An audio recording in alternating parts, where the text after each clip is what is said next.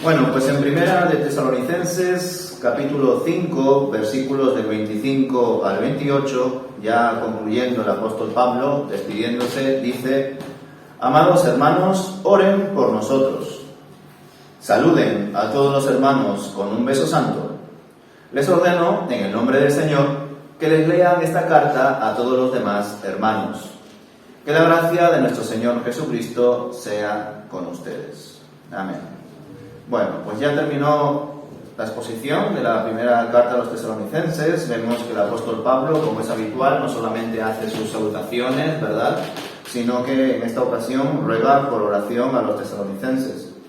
Aquí aprendemos que siempre todos los hermanos, todas las iglesias, el mismo apóstol Pablo, siempre necesitamos de que otros oren por nosotros, por nuestros ministerios, por nuestra salud, por todo. Pablo les pedía también a su vez que saluden a los hermanos, con ósculo santo, dirá en nuestra versión de Reina Valera, aquí dice con beso santo. Y al leer esto pensé hasta qué punto no solamente se podría dar esto porque estamos hablando de una comunidad gentil y judía, ¿no?, sino que en el imaginario cristiano, ¿qué significa el beso? Pues el beso hace recordar a Judas Iscariote, ¿verdad? Ese beso de traición, ese beso de señal para entregar y reconocer a Jesús en medio de la noche, en medio de los discípulos, y que los alguaciles puedan encadenarlo y llevárselo.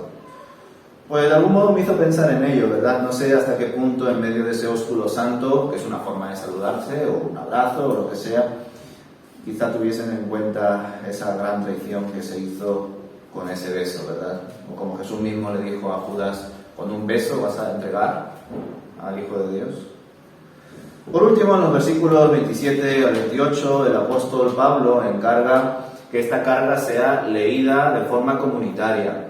Nosotros ya, por la tradición cristiana que hemos recibido, sabemos que de por sí todas las cartas que tenemos del apóstol Pablo y de otros autores han permanecido, por supuesto, porque el Espíritu Santo se ha encargado de ello, ha inspirado a los autores de estas cartas, pero en medio de esa inspiración y ese milagro en el cual se han conservado estos documentos, por supuesto, está también la labor de la Iglesia.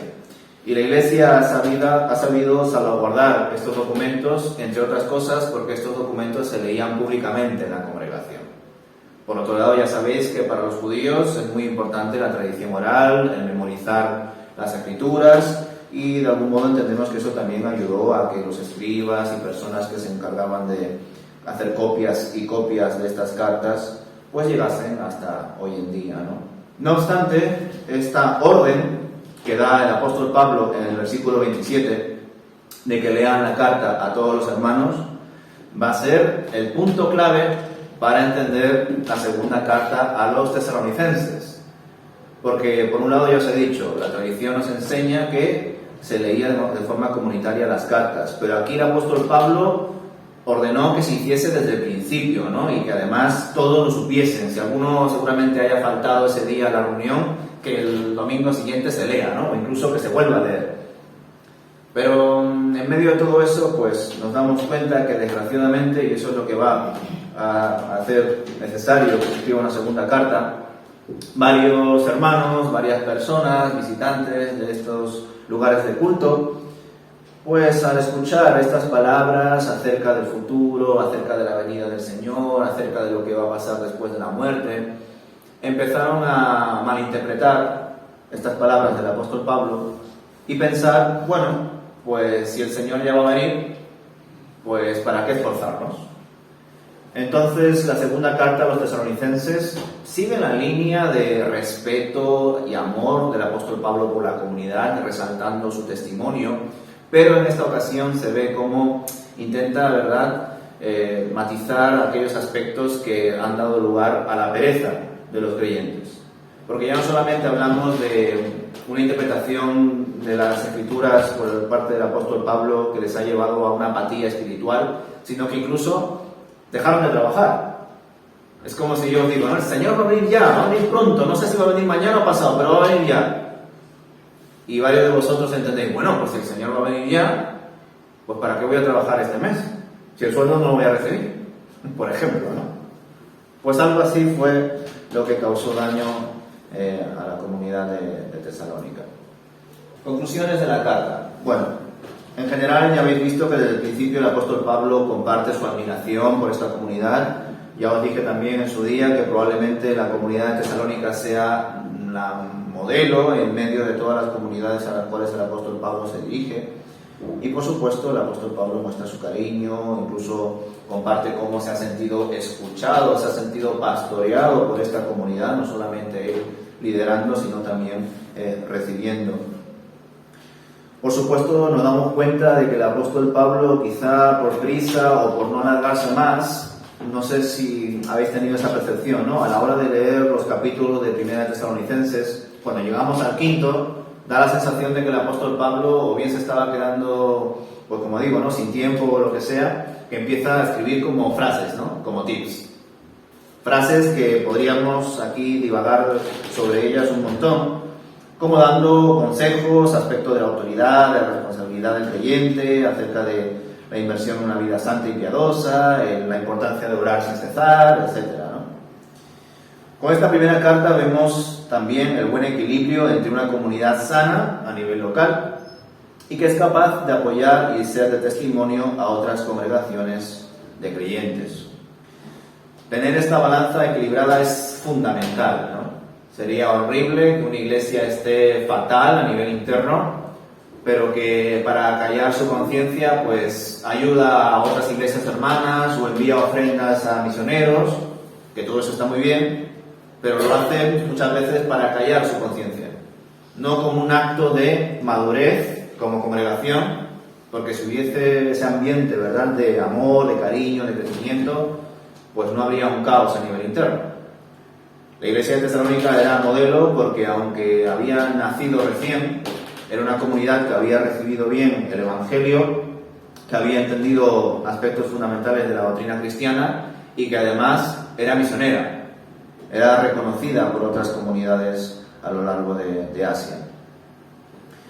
Vemos, por supuesto, que los tesalonicenses supieron rumiar todos los aspectos principales del Evangelio, eran conscientes de dónde venían, quiénes eran, y el apóstol Pablo estaba profundizando en esta carta a dónde van a ir, qué es lo que va a pasar cuando morimos, cuándo va a venir el Señor, cómo va a venir el Señor.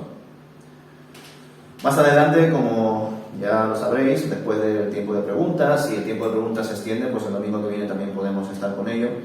Pero sí o sí, en julio terminaremos también la segunda carta a los tesalonicenses. Y ahí aprenderemos que desgraciadamente algunos hermanos, algunos oyentes malinterpretaron las palabras del apóstol Pablo y pensaron que podían pues limitarse a vivir sin más y que venga ya el Señor y que Él haga todo, ¿no? Y dejar de trabajar y de ocuparse.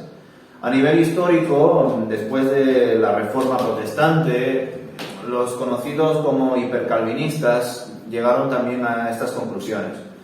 Pensaron que si el Señor, en este caso no tanto a la vida personal, laboral, secular, sino más bien a aspectos de la redención de Jesús.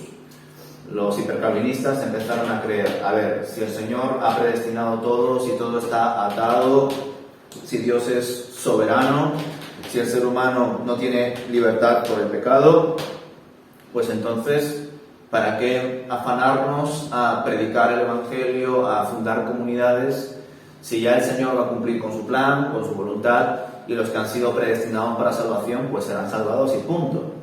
A ese error llegaron los hipercalvinistas, por ejemplo. Entonces, esto fue una expresión de pereza a la hora de trabajar en la misión cristiana, y por supuesto, un malentendimiento de la palabra de Dios. Porque sí, Dios es soberano, nosotros hemos vivido encadenados en el pecado, ahora somos libres y responsables en Cristo, por supuesto Dios tiene todo atado, el Señor conoce qué es lo que va a pasar, el número concreto de personas que se van a salvar, todo esto está en la mente de Dios, por supuesto que sí. Pero el Señor, en su infinito amor, ha querido que sea la Iglesia el canal por el cual muestre su redención, su voluntad al mundo.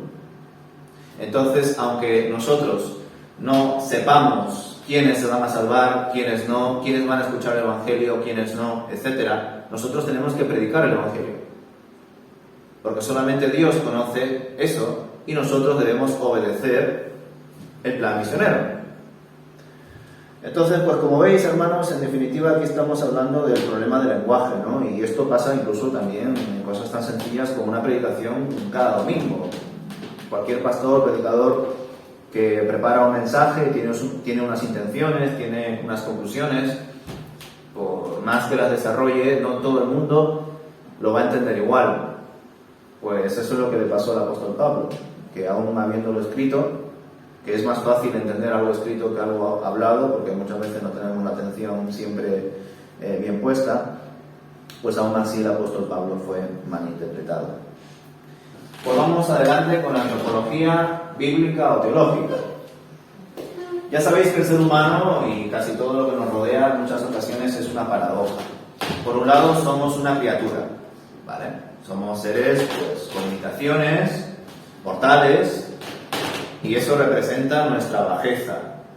Pero por otro lado tenemos un gran valor para el Señor, incluso un gran deber en el universo, porque hemos sido creados a imagen y semejanza de Dios para administrar la creación.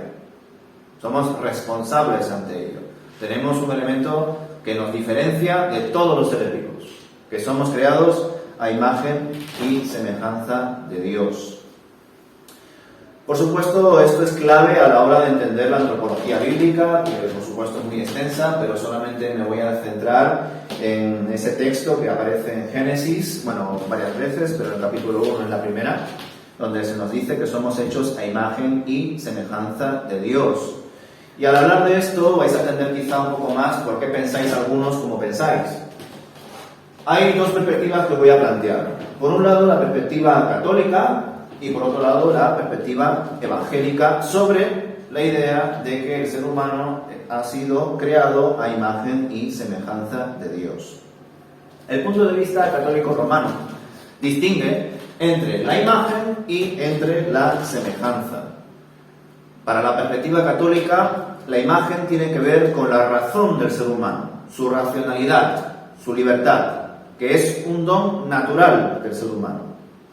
La semejanza, sin embargo, tiene que ver con la moralidad, con la virtud, y es un don sobrenatural, dado por Dios para frenar nuestra carnalidad, nuestra tendencia al pecado, ¿vale? Por tanto, la imagen representa la razón y es un don natural, la semejanza representa la moral y es un don sobrenatural, según la perspectiva católica. La teología católica, por tanto, entiende que cuando el ser humano cayó en el pecado, la imagen de Dios en él quedó intacta, ilesa, no fue dañada por el pecado.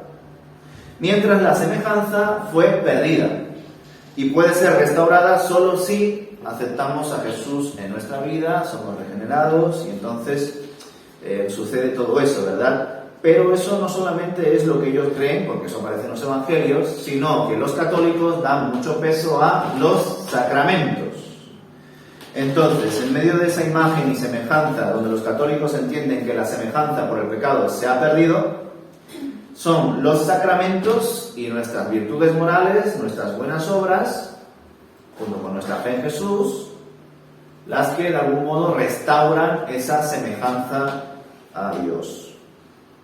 De ahí el énfasis del catolicismo romano por lo que se conoce como teología natural, que es ese conocimiento de Dios basado en la racionalidad y en la observación humana de la creación y de todas las cosas, ¿verdad? Y por otro lado también en la cooperación del hombre de Dios con la redención, con las buenas obras. Por eso en líneas generales sabemos, ¿no?, salvo algunas excepciones, la mayoría de los católicos dan mucho peso al valor de las obras, de las buenas obras para obtener salvación. La perspectiva evangélica, ¿qué dice, verdad?, a la hora de analizar las escrituras acerca de si somos imagen y semejanza de Dios y si se ha perdido algo? Pues para la perspectiva evangélica, tanto la imagen como la semejanza son términos sinónimos. Según el característico recurso literario denominado paralelismo hebraico, que es para nosotros una redundancia de ideas, sin embargo para los judíos implica vamos a decir, no solamente un recurso literario a la hora de desarrollar un escrito, sino que incluso forma parte de su ámbito de poesía hebrea. Cuando leemos los salmos en su idioma original, no es como en nuestro caso que, bueno, por ser muy básico, tenemos la rima sonante y consonante, ¿verdad? Pues en el pensamiento hebreo no hay rima fonética por sonido, sino que más bien la rima entre un versículo y otro, y entre un verso y otro, es la idea. Quizá por eso, reflexiono, ¿no? Para el judío es importante la tradición oral y la memorización. Para nosotros, los occidentales, que una persona pierda su tiempo en usar un montón de sinónimos nos resultaría aburrido. Para un pensamiento oriental judío le resulta poético, le resulta algo magnífico a la hora de leer y de recitar. Porque es como, incluso es verdad, otro punto muy interesante del lenguaje hebreo es que ellos no tienen superlativos como nosotros. Entonces la forma de generar superlativos, es decir, la forma de exagerar ciertas acepciones, ciertas cualidades, es usar sinónimos, ¿vale? Lo que nosotros podríamos decir como ese hombre es muy guapo, por ejemplo, es un ejemplo tonto, ¿vale? Pues un judío de aquella época diría, ese hombre es guapo, bonito y precioso, ¿vale? Pues claro, la perspectiva evangélica tiene en cuenta esta tradición y, a diferencia de la católica, no hace esa distinción entre semejanza e imagen. La imagen, según la perspectiva evangélica, permanece después de la caída del ser humano en el pecado, aunque ha sido desfigurada. Aquí, cuando digo imagen, me refiero ya a imagen y semejanza. Es decir, para la perspectiva evangélica, evidentemente, la imagen y semejanza que tenemos hacia el Señor ha sido afectada por el pecado. Pero nuestra capacidad para responder y relacionarnos entre nosotros sigue siendo nuestra responsabilidad. Aunque hayamos experimentado una ruptura con Dios, todavía seguimos siendo responsables. La única manera, evidentemente, en que la imagen y semejanza de Dios que ha sido rota por la caída sea restaurada es por medio de Cristo. Vale, ¿por qué también os comento esta perspectiva católica y esta perspectiva evangélica? Porque esto también nos va a ayudar a entender no solamente por qué es distinta esta perspectiva, sino porque muchas veces a la hora de leer algunos textos, pues algunos tienen, y es legítimo por supuesto, una antropología compuesta, y hay otros que entienden que somos un ser como una unidad personal, indivisible, aunque en nuestro lenguaje da la sensación a nivel funcional de que hay partes. ¿Cómo es el ser humano, verdad? ¿Es un ser compuesto o es una unidad psicofísica o psicosomática? Bueno, por un lado están las perspectivas tradicionales. Analizan al ser humano como un ser compuesto. Existe la tricotomía y la dicotomía, aunque cuando leemos algunos textos bíblicos podríamos hablar también de tetratomía. Tricotomía. Analiza al ser humano como un ser tricótomo, es decir, de cuerpo, alma y espíritu. Textos que de algún modo avalan esta teoría está, por ejemplo, 1 Tesalonicenses capítulo 5, versículo 23, que lo leímos el domingo pasado, ¿verdad? Que dice, ahora que el Dios de paz los haga santos en todos los aspectos y que todo su espíritu, alma y cuerpo se mantenga sin culpa hasta que nuestro Señor Jesucristo vuelva. Pues las perspectivas tradicionales, a la hora de leer este texto, te dicen, pues ves, somos cuerpo, alma y espíritu. Ahora bien, por ejemplo, en Marcos capítulo 12, versículo 30, parece que se presenta una tetracotomía. Ya sabéis que ahí es cuando Jesús recita el Shema. Y además es muy interesante, os lo voy a leer, porque Marcos capítulo 12, porque además Jesús cambia el Shema. Ya sabéis que el Shema está en Deuteronomio, es Oye Israel, el Señor uno es. Marcos capítulo 12.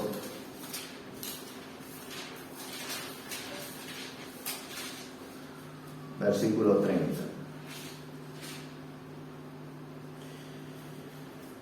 Ama al Señor tu Dios con todo tu corazón, con toda tu alma, con toda tu mente y con todas tus fuerzas. ¿Vale?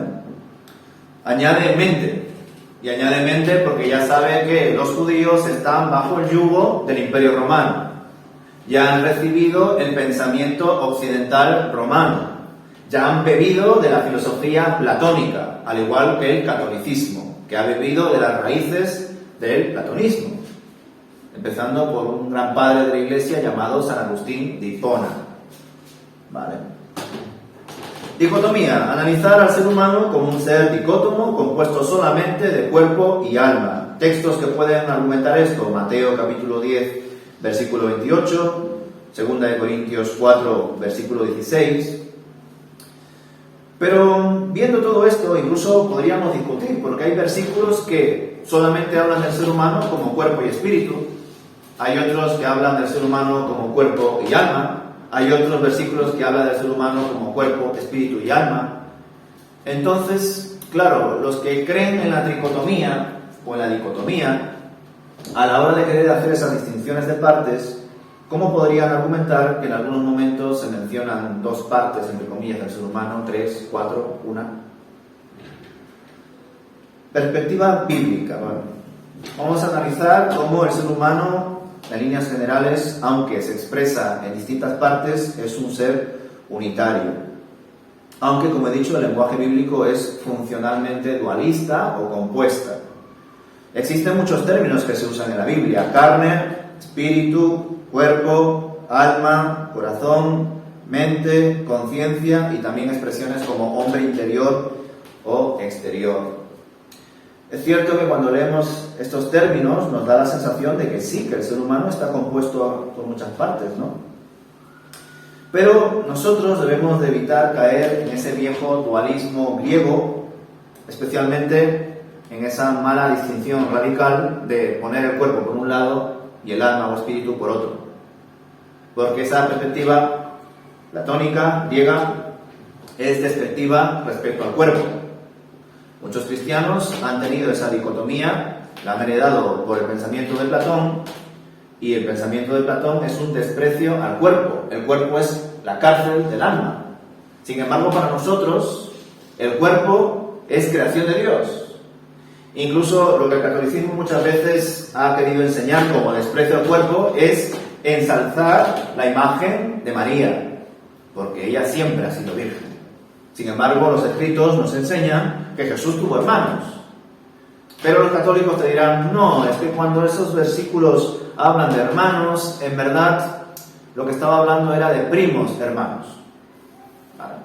¿Por qué? Porque el católico quiere defender que María fue siempre virgen. ¿Por qué? Porque entienden que la virginidad es un asunto de enorme adoración, de enorme respeto, y qué mejor que tenerlo por la Madre de Dios, por la Madre de Jesús. Sin embargo, hermanos, nosotros que no despreciamos el cuerpo, entendemos que el sexo dentro del matrimonio es bueno, ha sido creado por Dios. No lo podemos ver como algo malo. Ahora bien, cuando hablamos del sexo fuera del matrimonio, con personas que no son maduras en todas sus áreas, porque dice la palabra de Dios que el hombre dejará a su padre y a su madre para ser una sola carne con su mujer. No dice el niño dejará a su padre y a su madre para ser una sola carne con su mujer. O no dice el hombre dejará a su padre y a su madre para ser una sola carne con una niña. Eso no dice el texto. Muchos de los fracasos maritales, o incluso ya en la época del noviazgo, se producen porque uno de los dos es inmaduro. Incluso, desgraciadamente, hoy en día, con tantos comportamientos inmorales, incluso a nivel físico, hombres mayores que tienen relaciones con niñas o adolescentes, o al revés también. Pero cuando hablamos de ser hombre, ser mujer, no solamente debemos de pensar en la fisiología, en si está desarrollado a nivel anatómico, sino también en su madurez laboral, intelectual, familiar, espiritual. Por eso es que desgraciadamente muchas veces surgen divorcios y malos entendidos, porque tu pareja es un inmaduro emocionalmente o un inmaduro espiritualmente. ¿O tiene el pack entero? Y eso lo debemos de analizar. Ese es el gran problema por el cual cuando leemos hombre pensamos, bueno, pues una persona que tenga 18 o 19 años, si se esfuerza, tiene un trabajo mientras estudia, lo que sea, pues que se case. Eso es un error, hermanos. Bueno, si quiere que se case. Pero habría que evaluar si esa persona verdaderamente está bien independizada, bien sostenida, si tiene un trabajo fijo, si ha realizado unos estudios, si es maduro emocionalmente, cómo está espiritualmente. Pero como nos encanta dividir al ser humano, no pensamos en ello. Pensamos, ya terminará la carrera, ya encontrará un trabajo mejor, no este que es solamente por horas o temporal. Y luego pasa lo que pasa. Padres que no educan a sus hijos, o incluso que se desentienden de sus hijos, que incluso ni los reconocen, porque son inmaduros a nivel emocional o espiritual. Por supuesto, también debemos entender que la Biblia no intenta darnos un esquema profundo y analítico del ser humano como si fuera en términos de psicología moderna, ¿verdad? Sino más bien en términos de su relación con Dios, con su prójimo y con su mundo en general. Como cristianos bíblicos, también debemos de recordar que no enfatizamos tanto en la inmortalidad del alma, sino más bien en la resurrección del cuerpo. Y esto choca frontalmente con el dualismo griego y con el pensamiento occidental, hermanos. Porque ya sabéis, como he dicho antes, que de algún modo se ha despreciado durante muchos siglos al cuerpo. O se ha puesto el énfasis en la inmortalidad del alma, en la eternidad, que está bien. Pero la Biblia no habla tanto de la inmortalidad del alma, sino que habla más bien de la resurrección del cuerpo. Un cuerpo glorificado y que estará en presencia de Dios. Ese es el énfasis bíblico. Por tanto, hermanos, cuando yo os hablo de estas cosas, que por supuesto cualquiera de vosotros puede creer en la dicotomía o dicotomía, no tiene por qué pensar lo que yo estoy exponiendo. Pero yo no solamente os comparto otra perspectiva, otra teoría, sino que incluso os comento por qué algunos piensan que somos tricótomos o dicótomos.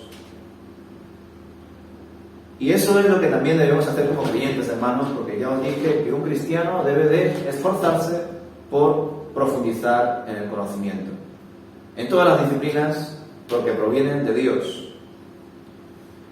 Y un creyente debe de esforzarse en conocer todo esto tanto que debe de preguntarse lo siguiente, aunque suene muy filosófico: ¿por qué pienso lo que pienso? ¿Pienso lo que pienso porque verdaderamente lo estoy pensando yo? ¿O porque lo he heredado de una tradición católica, de una educación concreta familiar, de algunas situaciones que he experimentado durante la juventud? ¿Qué sé yo? Cada uno tiene su contexto. Y cuando nos hacemos estas preguntas, hermanos, cada vez estamos más cerca de uno de los asuntos que debemos de trabajar en nuestra vida, que es tener la mente de Cristo. Ver todo como el Señor lo ve. Desde la eternidad, desde su justicia, con la santidad. Y ahí cambian todas las cosas, hermanos. Y es el gran problema de los teólogos, que muchos se acercan a la Biblia con su intelectualidad nada más. Y debemos acercarnos a la Biblia bien dependientes de la dirección, de la guía, de la iluminación del Espíritu Santo. Porque si no, pues crearemos teorías y no llegaremos a ningún lado. Bueno, con la escatología bíblica, yo creo que en parte lo traté en su día cuando estuvimos con los capítulos 4 o 3, pero bueno, lo comento de nuevo, ¿no? ¿Qué pasa entre la muerte individual y la segunda venida de Cristo? ¿Hay un estado intermedio entre esa muerte individual y esa segunda venida? Ya sabéis, evidentemente nosotros en nuestra experiencia, pues fallece un ser querido, lo enterramos, lo incineramos y entendemos que cuando el Señor vuelva, según lo que nos dice la palabra, aquellos que han muerto en Cristo serán resucitados. Por tanto, en nuestra experiencia de línea temporal, cuando vemos eso, nos preguntamos: ¿qué pasa entonces entre ese momento que ha fallecido y la segunda venida. De hecho, miles y miles de años ha pasado de personas que ya han fallecido. ¿Qué pasa en esos miles y miles de años? Y a saber cuántos miles de años más pasará hasta que venga el Señor Jesús. Es una pregunta legítima, ¿no? Y algunos han entendido que hay una especie de estado intermedio.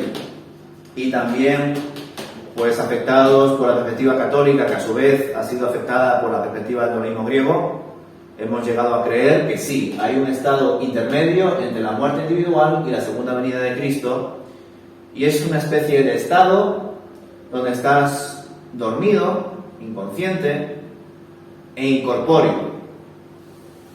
Incluso hay algunos textos que, desde esta perspectiva, dan esa sensación.